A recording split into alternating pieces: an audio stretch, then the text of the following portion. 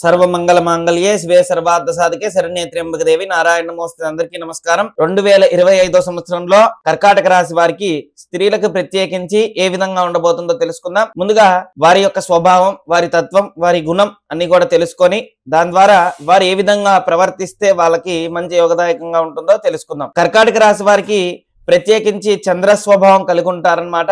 వీరు ఎక్కువగా కూడా 10 మందికి సహాయం చేయాలి, ఆధ్యాత్మికమైన మార్గంలో నడవాలి, అందరికీ కూడా మంచి చేయాలి అనే ఎక్కువగా కూడా ధ్యాస ఉంటుందన్నమాట. మంచి చేయాలి అనే ఆలోచనతో చాలా మంది కూడా ముందడుగు వేయడం జరుగుతూ ఉంటుంది. అయితే జాతకంలో మంచి గ్రహస్థితులు అన్ని అనుకూలంగా ఉన్నప్పుడు అన్ని మంచి జరుగుతుంది. కానీ గ్రహాలన్నీ కూడా వ్యతిరేక స్వభావంగా ఉన్నప్పుడు అన్నిట్లో కూడా వ్యతిరేకమైన ఆలోచనలు ఉండడం, రివర్స్ లో ప్రవర్తించడం, చెప్పింది ఎవరు కూడా వినకపోవడం, మానసికంగా ప్రతి దానిలో కూడా మానసికమైన వ్యధ ఎక్కువ ఉండటం, ఇలాంటివి జరుగుతుంది. అంటే రెండు విధాలుగా కూడా జాతకంలో గ్రహస్థితులు పరిశీలించిన దాన్ని బట్టే అర్థమవుతుంది అనమాట. అసలైతే వీళ్ళు చాలా మంచి స్వభావం కలిగిన వారు, కానీ జాతకంలో గ్రహాలు మంచి స్థితిలో లేకపోతే ఇబ్బంది రకంగా ఉంటుంది. మరి వీరికి వ్యాపార రంగా, ఉద్యోగపరంగా వీరు ఏది చేస్తే అనుకూలంగా ఉంటుందో మనం చూస్తే వీరికి ప్రత్యేకించి ఇప్పుడు జరుగుతున్న దాన్ని బట్టి ఒకప్పుడు దానికి చాలా తేడా ఉంటుందన్నమాట.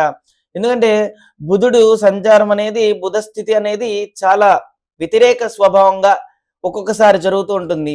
అది వక్రించటం అంటారు, లేదంటే ఒక్కొక్కసారి మంచి స్థితిలో జరుగుతూ ఉంటుంది. వీరికి చూసుకుంటే కనుక కర్కాటకం, సింహం, కన్య, తుల, వృశ్చికం, ధనస్సు, మకరం ఈ సప్తమ స్థానంలో ఈ యొక్క బుధగ్రహ సంచారం జరుగుతుంది.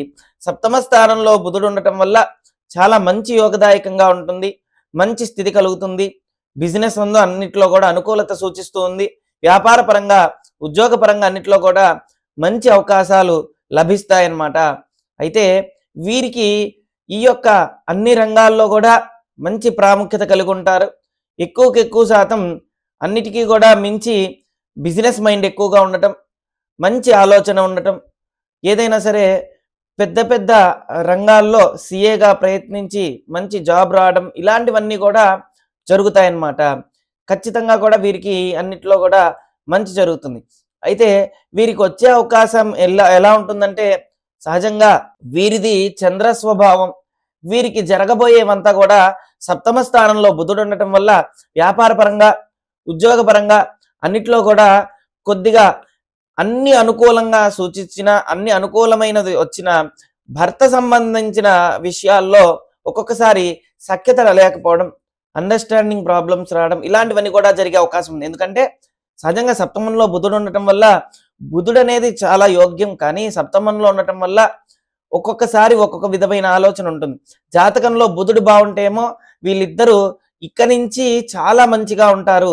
25వ తారీఖు జనవరిలో బుధుడు మారడం జరిగింది కనుక ఎప్పుడైతే ఈ బుధుడు మార్పు జరిగిందో ఇప్పటి వరకు కూడా ఉద్యోగాల్లో ఆటంకాలు కలగడం, ఉద్యోగంలోనే ప్రమోషన్ రాకుండా ఆపేయడం, ఉద్యోగ సమస్యలు ఎక్కువ ఎదురవడం, ఇవన్నీ కూడా జరిగాయి. కానీ ఇక నుంచి కూడా అన్ని కూడా అనుకూలత సూచిస్తూ ఉంది.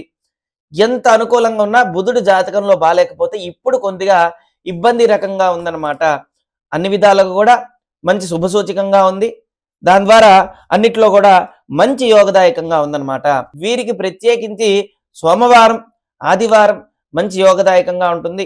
గురువారం, అదేవిధంగా శుక్రవారం కూడా వీరికి యోగదాయకంగా ఉంటుంది అనమాట. ఈ 4 రోజులు కూడా ఏదన్నా అనుకుంటే కనుక ఖచ్చితంగా నెరవేరుతుంది, మంచి యోగదాయకంగా ఉంటుంది.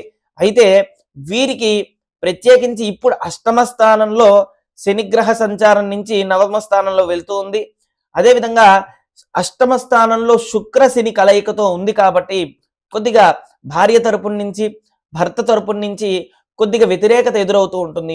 ఉద్యోగం చెయ్యొద్దు, వ్యాపారం చెయ్యొద్దు, ఇది లాస్లో వస్తుంది, మనం మోసపోతున్నాము, ఇలాంటివి ప్రతిదానికి కూడా వ్యతిరేకత అనేది కనపడుతూ ఉండటం వల్ల మీరు ఏదైతే పని అనుకుంటారో దానిలో కొద్దిగా ఇబ్బంది పడే అవకాశం ఉంటుందన్నమాట. వ్యాపార పరంగా అవ్వచ్చు, ఉద్యోగ పరంగా అవ్వచ్చు, ఈ విధంగా ఉంటుంది. ఈ వారం చెప్పాను కదా, గురువారం, శుక్రవారం, ఆదివారం, సోమవారం, ఈ 4 వారాల్లో మీరు ఏదైతే అనుకుంటారో ఖచ్చితంగా కూడా సక్సెస్ అవుతారు, మంచి విజయం సాధిస్తారు. ఎంత ప్రయత్నించినా విఫలమవుతే గనక ఈ వారాల్లో గనక ఖచ్చితంగా కూడా మంచి ఫలితం ఉంటుంది, అన్నిట్లో కూడా విజయం సాధిస్తారు. వీరికి మంత్ పరంగా చూసుకుంటే ఫిబ్రవరి, మార్చ్ ఈ రెండు మాసాలు కూడా కొద్దిగా అన్నిట్లో కూడా చేసే అందు వ్యాపారమందు అవ్వచ్చు, ఉద్యోగమందు అవ్వచ్చు, కొద్దిగా ప్రారంభ దశలో ఉంటుందన్నమాట. తర్వాత నుంచి మళ్ళీ మంచిగా అందుకుంటుంది. వ్యాపార పరంగా అవ్వచ్చు, ఉద్యోగ పరంగా అవ్వచ్చు, ఏ ఇబ్బందులు లేకుండా ముందుకు సాగుతారు. కొద్దిగా సమస్య ఎప్పుడుందంటే దంపతుల మధ్య వీరిద్దరికి మార్చ్, ఏప్రిల్, మే, జూన్ ఈ యొక్క 3 నెలలు చూసుకుంటే కనుక ఏప్రిల్, మే, జూన్ ఈ 3 నెలలు దంపతుల మధ్య ఒక విచిత్రమైన సంఘటన ఏర్పడి ఒకరినొకరు విమర్శించుకోవడం, ఒకరినొకరు అనవసరమైన మాటలతో దూషించుకోవడం ఇలాంటివి జరుగుతుంది. కనుక తర్వాత నుంచి మంచి రోజులు ఉన్నాయి. ఈ 3 నెలలు మౌనంగా వహించాలి. ఒకరితో అనవసరమైన మాటలు మాట్లాడకుండా ఉండాలి. అనవసరమైన చర్చలు పెట్టకుండా ఉండాలి. అనవసరమైన ఆలోచనలు కానీ స్థితి కానీ కలగకుండా ఉండాలి. ఈ యొక్క 3 మాసాలన్నమాట. జూలై, ఆగస్టు, సెప్టెంబర్ చూసుకుంటే కనుక వీరికి మార్పులు చాలా అధికంగా ఉన్నాయి. ఒకటేసారి యోగం కనపడుతూ ఉంటుంది. ఒకటేసారి మరి వీరు 2 అవకాశాలు వస్తాయి. ఇది ఖచ్చితంగా రాసి పెట్టుకోండి. 2 అవకాశాలు వస్తాయి. ఒకటి మంచి స్థితి కలగడం, మంచి యోగ్యం రావడం, మంచి స్థితిలో లాభం రావడం ఇలాంటివి జరుగుతుంది. ఇంకోటి ఏంటంటే రాహు ప్రభావం చేత శని రాహు కలయికతో ఉండటం వల్ల సడన్ గా వచ్చిన అవకాశాలన్నీ కూడా వేరే వాళ్ళు వచ్చి ఇక్కడొద్దు ఇంకొక దగ్గర వ్యాపారం చేయమనో, ఇక్కడొద్దు ఇంకో చోట ఉద్యోగం చేయమనో, అంటే మనం చేసే దానిలో వాళ్ళు వ్యతిరేకంగా కొద్దిగా రాహు ప్రభావం రివర్స్ లో ప్రవర్తించడం వల్ల మనకు వచ్చిన అవకాశాలన్నీ కూడా వ్యతిరేకంగా జరిగే అవకాశం ఉంది. కనుక ఇది ఒక్కటి జాగ్రత్తలు పడితే కనుక మీకు అన్నిట్లో విజయం సాధించచ్చు అనమాట. మీకు అన్నిట్లో కూడా బాగుంటుంది. మీకు అన్నిట్లో కూడా మంచి యోగదాయకంగా ఉంటుందన్నమాట. అదేవిధంగా ఆగస్టు, సెప్టెంబర్, అక్టోబర్ ఈ 3 మాసాలు ఎవరేంటి, ఎవరి పరిస్థితి ఏంటి, లేదంటే మనకి ఎవరో పుల్ల పెడుతూ ఉండటం కానీ, మనల్ని ఎవరో ఇబ్బంది పెడుతూ ఉన్న వాళ్ళు మీకు తెలియడం జరుగుతుంది. వీళ్ళంటూ మీకు ఖచ్చితంగా వీళ్ళు విమర్శిస్తున్నారో, వీళ్ళే మనకి శత్రువులు అనేది పాయింట్ మీకు అర్థమవుతుంది అనమాట. అదేవిధంగా సెప్టెంబర్, అక్టోబర్, నవంబర్, డిసెంబర్ ఈ 4 నెలలు మీ లైఫ్ లో చాలా ఇంపార్టెంట్ అయిన రోజులు, మంచి యోగదాయకమైన రోజులు. అయితే చాలా మంది కూడా ఏమండి మనకి ఉగాది నుంచి కదండి తెలిసేది అంటారు. వాస్తవంగా ఇప్పుడు జనవరి నుంచి బుధుడు, శుక్రుడు మారుతూ ఉన్నాడు కనుక 3 నెలలకి మనకి ప్రత్యేకించి కొన్ని గ్రహస్థితులు మారుతూ ఉన్నాయి. దాంతో పాటుగా 29వ తారీఖు శనివారం అమావాస్య రోజు ఈ యొక్క గ్రహం శని గ్రహం ముందడుగు వేస్తూ ఉంది. అది మనకి చాలా ఇంపార్టెంట్ అయిన రోజు. ఖచ్చితంగా కూడా మన జీవితంలో మార్పైన రోజు ఏదైతే ఉందో అది ఖచ్చితంగా కర్కాటక రాశి వారికి ఆ రోజు అని చెప్పచ్చు. ఎందుకంటే ఇన్ని సంవత్సరాల నుంచి 2.5 సంవత్సరాల నుంచి చాలా ఇబ్బందులు పడుతూ బయటపడ్డారు. వాస్తవం అది. ఎందుకంటే శని ప్రభావం చేత ఎక్కడికి వెళ్ళినా నవ్వులు పాలవ్వడం, ఎంత మంచి చేసినా అర్థం చేసుకోలేకపోవడం, ఎంతైనా సరే వ్యతిరేకత ఎదురవడం ఇలాంటివన్నీ చాలా జరిగాయి. కానీ ఇక నుంచి అవేవి జరగవన్నమాట. శని ముందడుగు వేయడం వల్ల మనకి ముందు ఒక మార్గం లభిస్తుంది, మంచి మార్గం లభిస్తుంది. చెప్తున్నాను కదా, శని రాహుతో కలవడం వల్ల 2 మార్గాలు వస్తాయి. ఆ 2 మార్గం మీ చేతిలోనే ఉంటుంది. అది జాగ్రత్త పడితే కనుక మీది ఖచ్చితంగా కూడా విజయం సాధించచ్చు అనమాట. సహజంగా వీరికి దోషాలు చూసుకుంటే కనుక ఎవ్వరికి కూడా మాతృదోషం కానీ, మాతృశాపం కానీ, మాతృ ప్రభావం కానీ, మాతృ సంబంధమైన వర్గదోషం కానీ ఇలాంటివి ఉండే ఛాన్స్ ఎక్కువగా ఉందన్నమాట. వీరికి అష్టమ స్థానంలో కనుక ఈ యొక్క గ్రహ సంచారం జరుగుతూ ఉంటే, ఇప్పుడు శుక్రుడు శని జరుగుతుంది. భర్త సంబంధించిన అన్నిట్లో కూడా అనుకూలత ఉండదు, వ్యతిరేకత ఉంటుంది అన్నాను కదా. ఇవన్నీ కూడా అష్టమ స్థానం బట్టే ఉంటుంది అనమాట. 8వ స్థానంలో మొన్నటి వరకు కూడా శని గ్రహచారం సంచరిస్తూ ఉంది. శని గ్రహం అనేది జరుగుతూ ఉంది. 9వ స్థానంలో వెళ్ళబోతుంది. కాబట్టి వీళ్ళకంత మంచి జరుగుతుంది. ఖచ్చితంగా కూడా మీకు ఉన్న దోషం ఏంటిదయ్యా అంటే మాతృదోషం, మాతృశాపం, పితృ సంబంధమైన దోషం ఇలాంటివన్నీ కూడా మీ జాతకంలో తెలుస్తాయి అన్నమాట. మనకి ఒక్కొక్క జన్మ ఒక్కొక్క కారకం, ఒక్కొక్క రాశి ఒక్కొక్క దోషాన్ని తెలుస్తుంది. వీరు ప్రత్యేకించి మాతృ సంబంధమైన విషయాల్లోనే తెలుస్తుంది ఎక్కువగా కూడా. అయితే వీరి స్నేహభావం కానీ, మిత్రభావం కానీ, శత్రుభావం కానీ ఇవన్నీ కూడా వీరికి తొందరగా తెలుస్తాయి అన్నమాట. సహజంగా వీరికి దృష్టి దోషం మనం గమనిస్తే కనుక తొందరగా దృష్టి ఎంబడే ఎఫెక్ట్ అనేది తగులుతుంది. ఎక్కడికన్నా వెళ్ళినా తొందరగా నరదిష్టి కానీ, నరఘోష కానీ తొందరగా వీళ్ళకి తెలిసిపోతూ ఉంటుంది. అంటే వీళ్ళకి ఆ దృష్టి అనేది అర్థమైపోతుంటుంది. కానీ దాన్ని కంట్రోల్ చేసుకోవడం కొద్ది కష్టంగా ఉంటుంది అనమాట.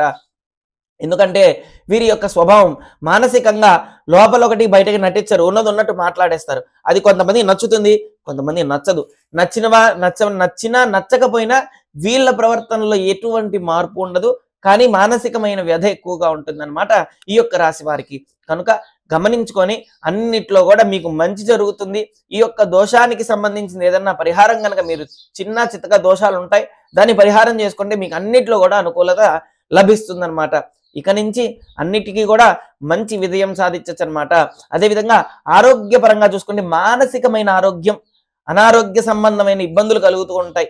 మానసికమైన ఆలోచనలు ఎక్కువ ఉండటం, అదేవిధంగా కొద్దిగా ఇబ్బంది పరంగా ఉంటాయి అన్నమాట. మానసికమైన వ్యధులు అన్ని కూడా, ఇవన్నీ మానసికమైన ఆలోచనలు ఇవన్నీ కూడా జరుగుతూ ఉంటాయి. అంటే మెయిన్గా మనసుకు కొడుతూ ఉంటుంది ఏదైనా సరే. కొంతమందికి చూసుకుంటే ఊపిరి ఆడకపోవడం, జలుబు చేయడం, జలుబు చేస్తే తగ్గకపోవడం, ఇలాంటివన్నీ కూడా నిమోనియా ఈ ఈ కేటగిరీకి ఎక్కువగా వీళ్ళకి అవకాశం ఉంది. కాబట్టి దీనికి సంబంధించింది చంద్రుడు, అంటే మన జాతకంలో గనక ఏ గ్రహం అయితే బాలేదో అది ఖచ్చితంగా తెలుసుకొని దాని పరిష్కారం తెలుసుకుంటే కనుక మనది మంచి చెయ్యి, మంచి జరుగుతుందన్నమాట. కాబట్టి ఈ విధంగా జరుగుతూ ఉంది. ఎవరికైనా ఏదన్నా సమస్య ఉంటే కామెంట్ రూపంలో మీకు కనపడుతున్న ఈ యొక్క నెంబర్కి కాల్ చేయండి. మీకు అన్నిట్లో కూడా విజయం సాధించవచ్చు. ఓం శ్రీ దత్తాయ నమః. ఓం శ్రీ దత్తాత్రేయాయ నమః.